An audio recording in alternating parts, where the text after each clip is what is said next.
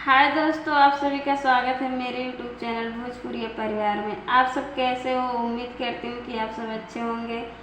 और अगर आप सब मेरे चैनल पे भी नए हैं तो प्लीज़ मेरे चैनल को सब्सक्राइब कर लीजिए और लाइक कीजिए, कमेंट कीजिए। प्लीज़ दोस्तों सपोर्ट कीजिए। हमारे वीडियोस पे व्यू नहीं आ रहे हैं दोस्तों। जितने हमारे सब्सक्राइबर हैं उतने ही व्यू नहीं आ रहे हैं। क्या गलती हो रहा है हमसे, कहाँ गलती हम कर रहे हैं, वो आप हमें कमेंट कीजिए। अगर हमसे कहीं गलती हो रही है तो हम उसे सुधारेंगे, अच्छा करेंगे। और जितना भी रहता है गाना, जितना भी 2 मिनट का 3 मिनट का गाना रहता है, मैं उसे कंटिन्यू करती हूँ। कहीं भी कट करके वीडियो नहीं करती हूँ, कंटिन्यू करती हूँ। चाहे मुझे 10 बार रिकॉर्डिंग करना क्यों ना पड़े, मैं वो कंटिन्यू करती हूँ। फिर भी कहाँ गलती हो जा रही है दोस्तों। प्लीज़ आप हमारी मेहनत को देखिए, सपोर्ट कीजिए दोस्तों। बहुत उम्मीद है आप सबसे। रेडी हो गई नी मेला जाएला धानी, फेस पा कौनो क्रीम लगा दातनी, फेस पा कौनो क्रीम लगा दातनी। रेडी हो गई नी मेला जाएला धानी, फेस पा कौनो क्रीम लगा दातनी। पूरा नवरातन एकरा बिना चेहरा लागेला फीका फीका। छोड़ी पाउडर क्रीम बलम जी लगाई, माथे पे ललका टीका। छोड़ी पाउडर क्रीम बलम जी लगाई, माथे पे ललका टीका। मगन बानी भक्ति में हम दुर्गा माई के, करके बाटे दर्शन सबसे पहले जाई के। मगन बाटी भक्ति में हम दुर्गा माई के, करके बाटे दर्शन सबसे पहले जाई के।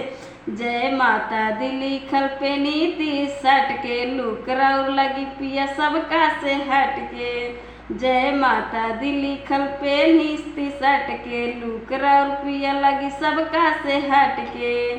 रउआ के स्पेशल बनावे खातिर ले ले बनी हम ठीका ठीका। छोड़ी पाउडर क्रीम बलम जी लगाई, माथे पे ललका टीका।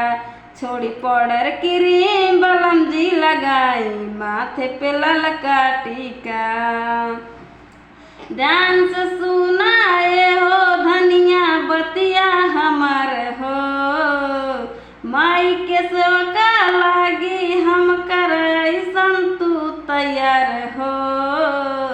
ध्यान से सुनाए हो धनिया बतिया हमार हो, माई के सेवका लागी हम कर तू ऐसन तैयार हो। अरे लेट नहीं हो झटपट कर दे रेडी, हमरा के बस परमिशन रउआ दे दी। अरे लेट नहीं हो झटपट कर दे रेडी, हमरा के बस परमिशन रउआ दे दी। अरे हो राजा सूरज खुश हो जाइबा, देख मोर तरीका रीका। छोड़ी पाउडर क्रीम बलम जी लगाई, माथे पे ललका टीका। छोड़ी पाउडर क्रीम बलम जी लगाई, माथे पे ललका टीका। रेडी हो गई नी मेला जाएला धानी, फेस पा कौनो क्रीम लगा दातनी, फेस पा कौनो क्रीम लगा दातनी। रेडी हो गई नी मेला जाएला धानी, फेस पा कौनो क्रीम लगा दातनी। पूरा नवरातन चेहरा एकरा बिना लागेला फीका फीका। छोड़ी पाउडर क्रीम बलम जी लगाई, माथे पे ललका टीका।